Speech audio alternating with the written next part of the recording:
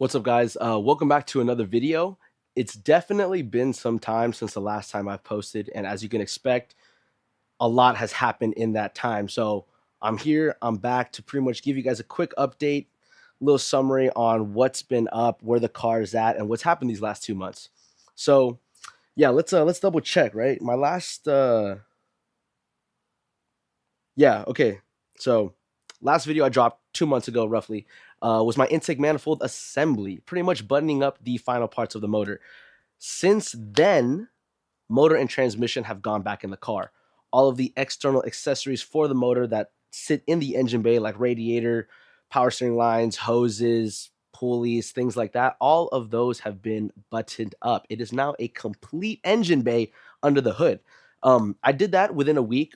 Engine and transmission went in one day. Over the next week, I just spent putting things in, putting things back together, going through old parts and figuring out what I need and what I don't need. Um, yeah, I completed that step of just getting the motor and transmission in the car and getting everything buttoned up. The next portion I wanted to take care of was actually getting the car started and potentially running correctly. This took a little bit of time as I definitely ran into a bunch of little hiccups with misfiring.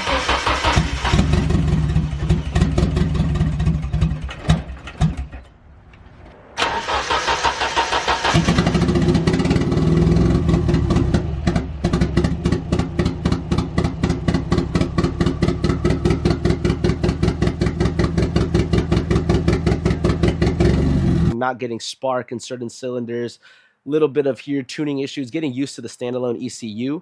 But after a good week of trying, I got the car to idle and run pretty decently, not too bad. Yeah, fuel load is good. 60 degrees, basic trigger. All right.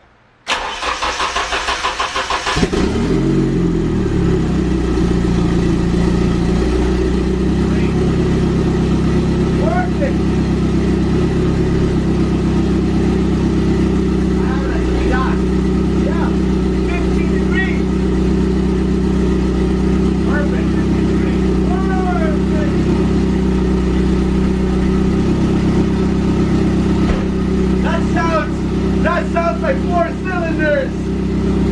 That's 4 cylinders. But it was super rough. It was super rough, and it had a lot of working that I needed to do and everything. So over the next couple of weeks after that, I just got myself really familiar with Mega Squirt, Tuner Studio, and just learning the basics of tuning so I could get this car roughly tuned, comfortable enough to drive it on the streets.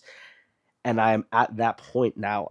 I have since done I've been refining my rough tune that I've had on the car to a point where I feel comfortable enough and safe enough to where my AFRs are good and I feel okay driving through my neighborhood and up and down the street a little bit because the car isn't registered yet and I don't want to take it too far and risk getting in trouble. So at this point now, I don't think I can really do much else with the tune wise. It feels fine enough to drive. I'm still not driving it all the time. I'm really waiting for the opportunity to take it to a tuner. So I'm pretty much at a standstill with the tuning portion. Interior's looking good. Engine bay is looking real good. I'll show you guys some close-ups of that.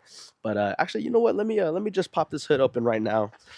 So the 240 definitely has seen quite a bit of work over the last 2 months. All of the external accessories got put on, new radiator, the intercooler piping, all of that stuff. I sprayed it black because I wanted to go for a stealthy and sleek look, so I'm really happy with how that came out. I definitely prefer it over the polished aluminum.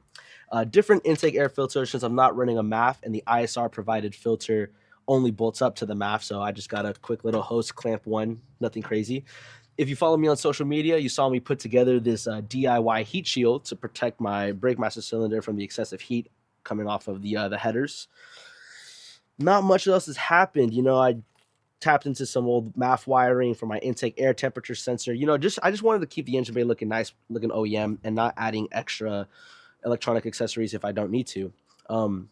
More tips I did with over here, my fuel pressure regulator, put a little spray paint cap over it to hide the orange.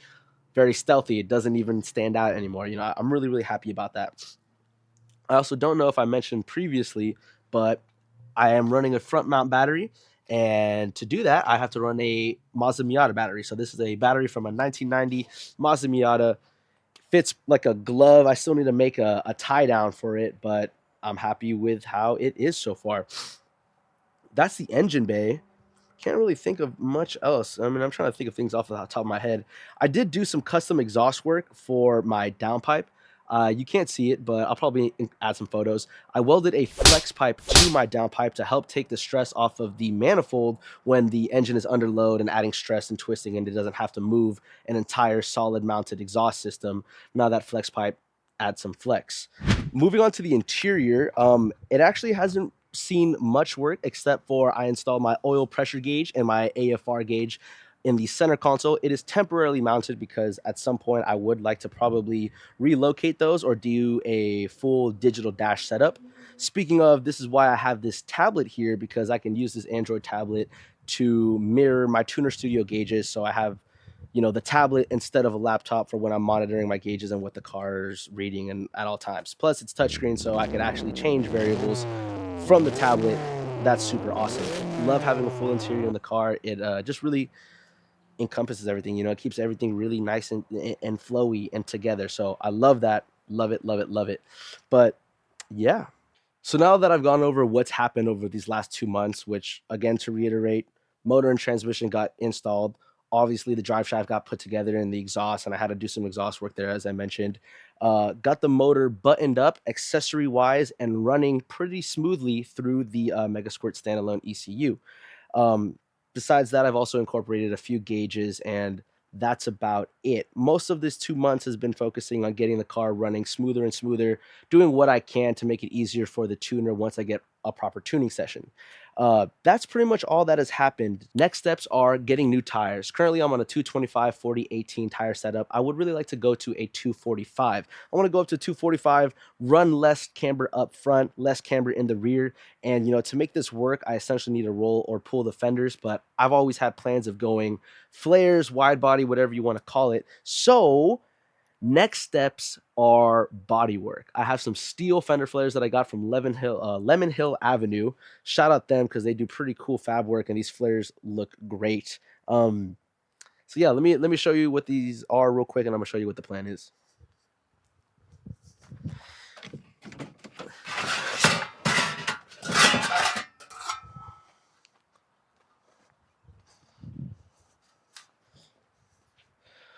So these are the flares that I got from Lemon Hill Avenue. These I've been working with. I had to do some modifications. I'll explain why in a moment. But this is how they come new. I got the 3-inch lipped ones because I really wanted that lip. I wanted to just kind of give it a more OEM look. But essentially, these fenders are going to be welded on in the coming weeks on these cars. I'm going to be stitch welding them on. Or not stitch welding, I'm going to be tack welding them on. I wanted hard mounted bumpers. I don't want to be blowing up flares, or not bumpers, flares. I don't want to be blowing up flares when my tires blow up on the track or whatnot. So I wanted to go steel. The reason why I had to cut these was to follow the shape of the car, but essentially the 240 is getting a little bit of a wide body. Nothing crazy, but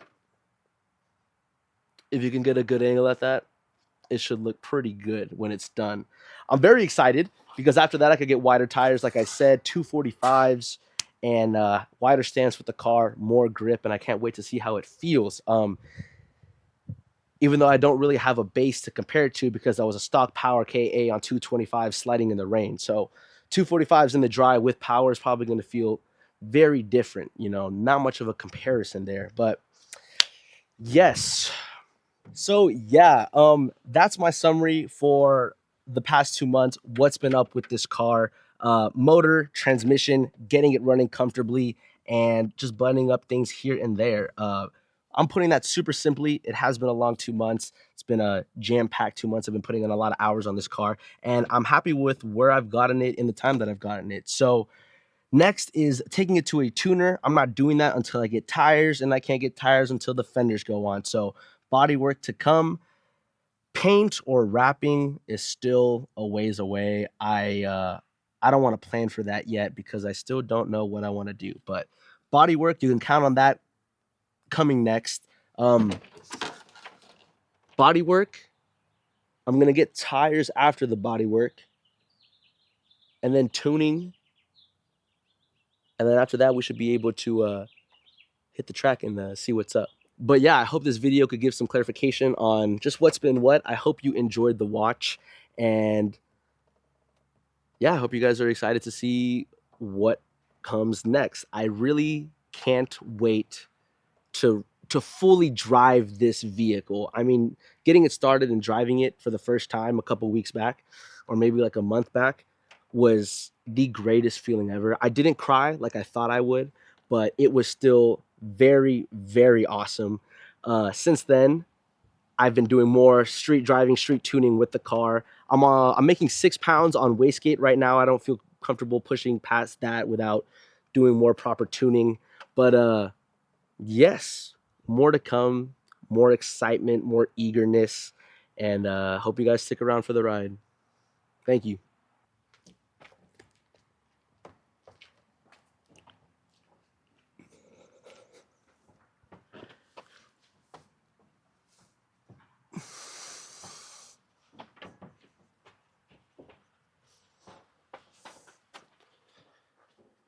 Whew.